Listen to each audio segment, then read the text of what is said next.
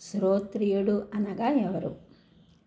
ధర్మరాజునకు యక్షుడికి జరిగిన సంభాషణలో ధర్మరాజుని యక్షుడు, రాజా, నరుడు శ్రోత్రియుడు దేనితో నగును, దేనితో బ్రహ్మమును పొందును, దేనితో బుద్ధిమంతుడగును అని ప్రశ్నించగా యుధిష్ఠిరు ఈ విధంగా చెప్తున్నాడు. శృతేన శ్రోత్రియో భవతి తపసా విందతే మహత్, ధృత్వా ద్వితీయవాన్ భవతి బుద్ధిమాన్ వృద్ధసేవయ. వేదమును అధ్యయనము చేయువాడు శ్రోత్రియుడగును. అధ్యయనము అనగా కేవలము అక్షరములను గ్రహించుట కాదు, ఆచార్యుని ముఖము నుండి అర్థజ్ఞానము పొందుచు గ్రహించుట. దానిచేతనే శ్రోత్రియుడు అను వ్యవహారం సిద్ధించును.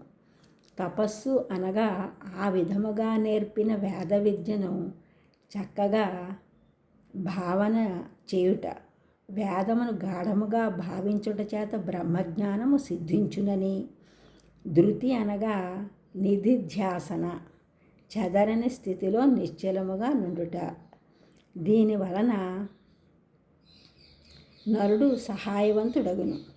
బుద్ధిమంతుడు అనగా ఇచ్చట బుద్ధి అనగా ఆ వేదము వలన, ఆ తపస్సు వలన, ఆ ధృతి వలనను నిశ్చయ రూపముగా కలిగడు జ్ఞానము. ఇది గురువుల ఉపదేశము వలననే పొందదగినది. కనుక వృద్ధ సేవచే అది ఏర్పడునను భావములో వృద్ధ సేవచే బుద్ధిమంతుడగునని చెప్పిరి. కావనిచ్చట వృద్ధులు అనగా పరతత్వమును మనసులో కుదురుకొనున్నట్లు ఉపదేశము చేయగల జ్ఞాన సంపన్నులు.